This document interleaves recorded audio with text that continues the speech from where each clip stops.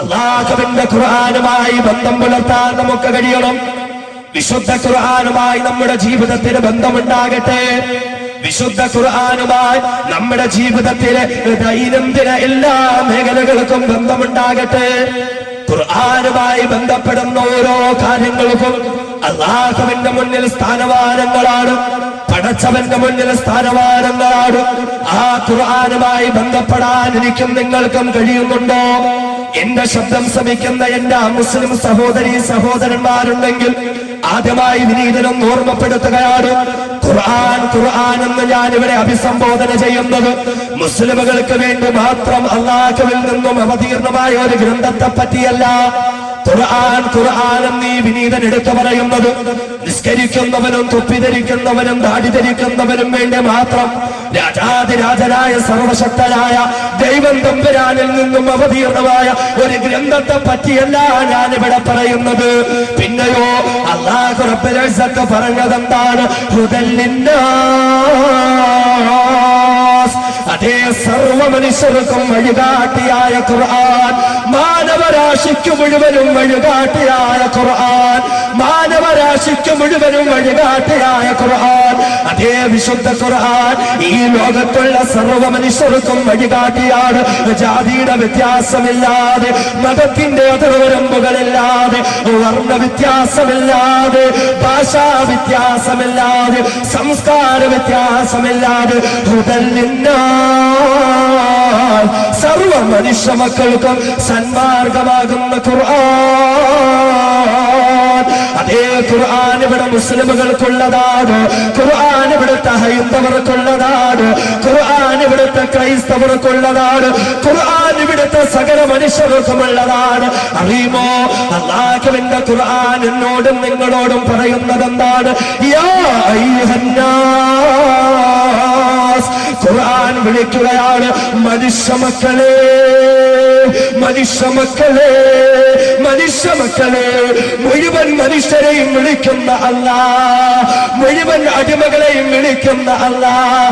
യാ അയ്യുഹന്നാസ്, ഏ മനുഷ്യരെ, മുസ്ലിമുകളായ മനുഷ്യരെ, ഹൈന്ദവരായ മനുഷ്യരെ, ക്രൈസ്തവരായ മനുഷ്യരെ, മതമില്ല എന്ന് പറയുന്ന മനുഷ്യരെ, എല്ലാവരെയും വിളിച്ചിട്ട് അല്ലാഹു പറയുകയാണ്, നിങ്ങൾ ആരാധിച്ചു കൊള്ളുക, നിങ്ങൾ സാഷ്ടാംഗം പ്രണമിച്ചു കൊള്ളുക, നിങ്ങൾ നിങ്ങളുടെ നേർച്ച നിവേദ്യങ്ങൾ അർപ്പിച്ചു കൊള്ളുക. ആർക്ക് വേണ്ടിയാണ്? മുസ്ലിമുകളുടെ ദൈവമായ അല്ലാഹുവിന് വേണ്ടിയെന്ന് ഖുർആൻ പറയുന്നില്ലല്ലോ. നിസ്കരിക്കുന്നവരുടെ ദൈവമായ അല്ലാഹുവിന് വേണ്ടിയെന്ന് ഖുർആൻ പറയുന്നില്ലല്ലോ. പിന്നെയോ ഖുർആൻ പറയുന്നതെന്താ? എന്റെ മുസ്ലിം സഹോദരങ്ങൾ കൂടി ഒന്ന് ശ്രദ്ധിച്ചു കൊള്ളുക. വിശുദ്ധ ഖുർആൻ പറയുകയാണ്, നിങ്ങൾ ആരാധിച്ചു കൊള്ളുക. ആരെയെന്നറിയുമോ? റബ്ബക്കുമുല്ലദീ ഖലഖക്കും, റബ്ബക്കുമുല്ലദീ ഖലഖക്കും, നിങ്ങളെ സൃഷ്ടിച്ച നിങ്ങളുടെ രക്ഷിതാവുണ്ടല്ലോ, നിങ്ങൾക്ക് ഭക്ഷണം തരുന്ന, നിങ്ങൾക്ക് സൗകര്യം തരുന്ന, നിങ്ങൾക്ക് ജലപാനം തരുന്ന, നിങ്ങൾക്ക് ശ്വാസോച്ഛ്വാസം നടത്താനുള്ള സകലമായ അനുഗ്രഹങ്ങളും തരുന്ന നിങ്ങളുടെ രക്ഷിതാവാരോ, ആ രക്ഷിതാവിനെ അറിഞ്ഞുകൊണ്ട് അവനെ നിങ്ങൾ ആരാധിക്കണേ എന്ന് പറഞ്ഞുകൊണ്ട് മനുഷ്യകുലത്തിന്റെ ദൈവത്തിലേക്ക് മാനവരാശിക്ക് വഴികാട്ടുന്ന ഖുർആൻ. അതുകൊണ്ട് എന്റെ ശബ്ദം ശ്രമിക്കുന്ന ഹൈന്ദവരും ക്രൈസ്തവരുമായ സഹോദരങ്ങളുണ്ടെങ്കിൽ ഒരു നിമിഷം നിങ്ങൾ കൂടി ഒന്ന് കാതുകുറിപ്പിക്കണേ. ഇത് മനുഷ്യരാശിക്ക് വഴികാട്ടിയായ ഖുർആനിനെ പറയുന്ന സദസ്സ. എന്റെ സഹോദരങ്ങളെ ചിന്തിക്കുക, ആ ഖുർആനുമായി നമുക്ക് ബന്ധമുണ്ടോ? അല്ലാഹുവിന്റെ ഖുർആനുമായി എനിക്കും നിങ്ങൾക്കും ബന്ധമുണ്ടോ? അറിയുമോ, ഖുർആനുമായി ബന്ധമുള്ള സകല കാര്യങ്ങൾക്കും അല്ലാഹുവിന്റെ മുന്നിൽ സ്ഥാനമാണ്.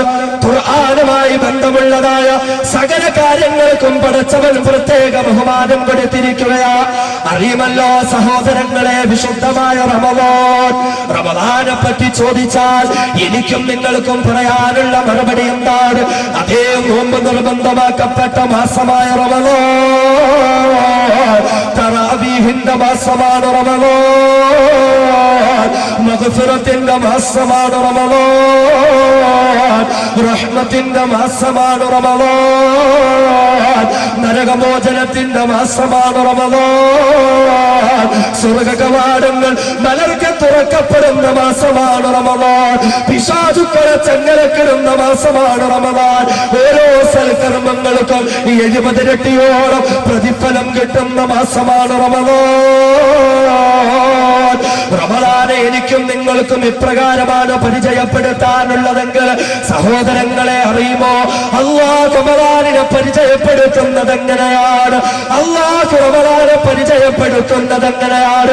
അതേ പടച്ചവൻ തന്നെ പറയട്ടെ, ശുഹ്റു റമദാൻ, റമദാൻ എന്ന മാസമുണ്ടല്ലോ, അതേ പടച്ചവൻ റമദാനിനെ പരിചയപ്പെടുത്തുകയാണ്.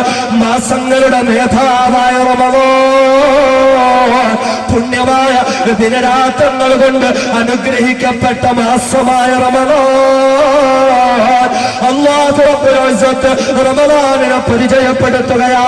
അല്ലാഹു റമദാനെ പരിചയപ്പെടുത്തുന്നത് നോമ്പിന്റെ മാസം എന്ന് പറഞ്ഞല്ല, തറാവീഹിന്റെ മാസം എന്ന് പറഞ്ഞല്ല, റഹ്മത്തിന്റെ മാസം എന്ന് പറഞ്ഞല്ല, മഗ്ഫിറത്തിന്റെ മാസം എന്ന് പറഞ്ഞല്ല, നരകമോചനത്തിന്റെ മാസം എന്ന് പറഞ്ഞല്ല, സ്വർഗ കവാടങ്ങൾ തുറക്കപ്പെടുന്ന മാസം എന്ന് പറഞ്ഞല്ല, പിശാചുക്കളെ ചങ്കലക്കിടപ്പെടുന്ന മാസം എന്ന് പറഞ്ഞല്ല. പിന്നെയോ രാജാതിരാജനായ അല്ലാഹു റമദാനെ പരിചയപ്പെടുത്തുന്നു. ശുഹ്റു റമദാൻ അല്ലദീ ഉൻസില ഫീഹിൽ ഖുർആൻ, അതേ ഖുർആൻ ഇറക്കപ്പെട്ട മാസമാണ് റമദാൻ. ഖുർആൻ ഇറക്കപ്പെട്ട മാസമാണ് റമദാൻ. റമദാനെ അല്ലാഹു പരിചയപ്പെടുത്തുന്നു. എന്റെ ഖുർആൻ ഇറക്കപ്പെട്ട മാസമാണ്, ഖുർആൻ ഇറക്കപ്പെട്ട മാസമാണ്. അതേ ഖുർആൻ ഇറക്കപ്പെട്ട മാസത്തിന് അല്ലാഹുവിന്റെ മുന്നിൽ സ്ഥാനമുണ്ട്, അല്ലാഹുവിന്റെ മുന്നിൽ ബഹുമാനമുണ്ട്.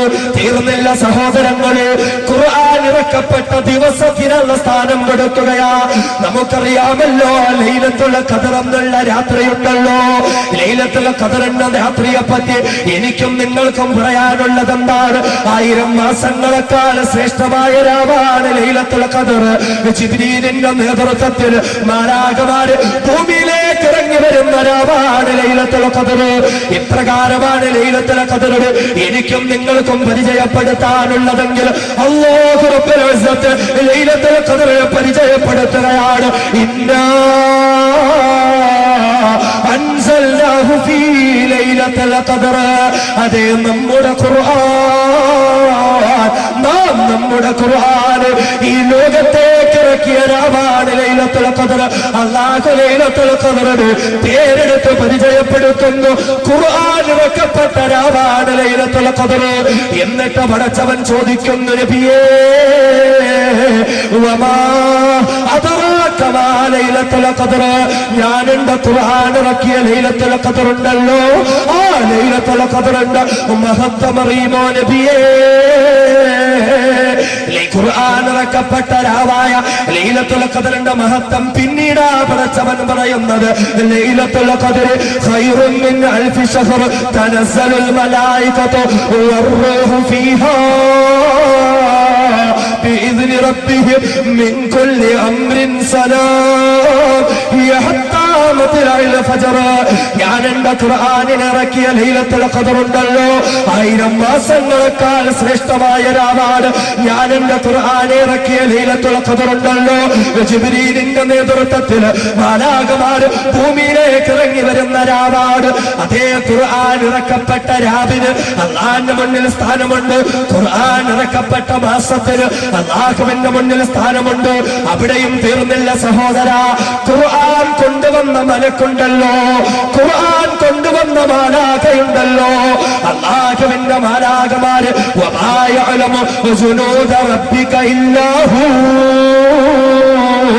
അല്ലാഹുവിന്റെ സൈന്യമായ മാലാഖമാരുണ്ടല്ലോ, അല്ലാഹുവിന് മാത്രമാണ് അവരുടെ എണ്ണത്തെ പറ്റി അറിയുന്നത്. അങ്ങനെയുള്ള മാലാഖമാരിൽ വെച്ചുള്ള മുഖറബുൽ അംലാഖ്, അല്ലാഹുവിനോട് ഏറ്റവും സാമീപ്യം സിദ്ധിച്ച ജിബ്രീൽ, നസല ബിഹിർ റൂഹുൽ അമീൻ, റൂഹേ അമീനായ ജിബ്രീലിനോട് അവതീർണമായ ഖുർആൻ ഈ ഖുവ്വത്ത് ഇൻദ ദിൽ അർശി മകീൻ മുതാഇൻ ശമ്മ അമീൻ അല്ലാഹുവിന്റെ ദർബാറിൽ വെച്ച് വിശ്വസ്തനെന്ന പേര് കേട്ട ജിബ്രീൽ, ശക്തനെന്ന പേര് കേട്ട ജിബ്രീൽ, ഉറപ്പുള്ളവരെന്ന പേര് കേട്ട ജിബ്രീൽ, ആ ജിബ്രീലിനോട് അവതീർണമാക്കപ്പെട്ട ഖുർആൻ, അതേ ഖുർആൻ കൊണ്ടുവന്ന മലക്കിനും അല്ലാഹുവിന്റെ മുന്നിൽ സ്ഥാനമുണ്ട്. തീർന്നിട്ടില്ല. ഖുർആൻ ഇറക്കപ്പെട്ട നബിയുണ്ടല്ലോ, ഏത് നബിയാണ്? ഏത് നബിയാണ്? വമാ യംതിഖു അനിൽ ഹവാ ഇൻ ഹുവ ഇല്ലാ വഹയ്യുഹാ. അല്ലാഹുവിന്റെ അനുവാദമില്ലാതെ ഒരു വാക്കുപോലും വഴിയാത്ത അഷ്റഫുൽ ഖൽഖായ അല്ലാഹുവിന്റെ പ്രിയപ്പെട്ട തോഴനായ നബി മുഹമ്മദ് മുസ്തഫ, നബി മുഹമ്മദ് മുസ്തഫ സല്ലല്ലാഹു അലൈഹി വസല്ലമ തങ്ങളിലേക്ക് അവതീർണമായ ഖുർആൻ, ഖുർആൻ ഇറക്കപ്പെട്ട നബിക്ക് സ്ഥാനമുണ്ട്, ഖുർആൻ കൊണ്ടുവന്ന മലക്കിന് സ്ഥാനമുണ്ട്, ഖുർആൻ ഇറക്കപ്പെട്ട രാവിന് സ്ഥാനമുണ്ട്, ഖുർആൻ ഇറക്കപ്പെട്ട മാസത്തിന് സ്ഥാനമുണ്ട്. ഖുർആനുമായി ബന്ധപ്പെടുന്ന മനുഷ്യരുടെ സ്ഥാനം എന്തെന്നറിയുമോ? ഖുർആൻ ഇറക്കപ്പെട്ടിട്ടും ആ ഖുർആനുമായി ബന്ധമില്ലാതെ, ഖുർആൻ പാരായണമില്ലാതെ, ഖുർആൻ പ്രാവർത്തികമാക്കാതെ, ഖുർആൻ പ്രബോധനം നടത്താതെ, ഖുർആൻ പഠന വിധേയമാക്കാതെ, ഖുർആനുമായി ബന്ധമില്ലാതെ ജീവിതം തുലച്ചു കളയുന്ന ചെറുപ്പക്കാരാ, ജീവിതം തുലച്ചു കളയുന്ന പ്രിയപ്പെട്ട പെണ്ണുകളെ, ഖുർആനുമായി ബന്ധമുള്ളവർക്ക് അല്ലാഹു കൊടുത്ത സ്ഥാനം എന്തെന്നറിയുമോ?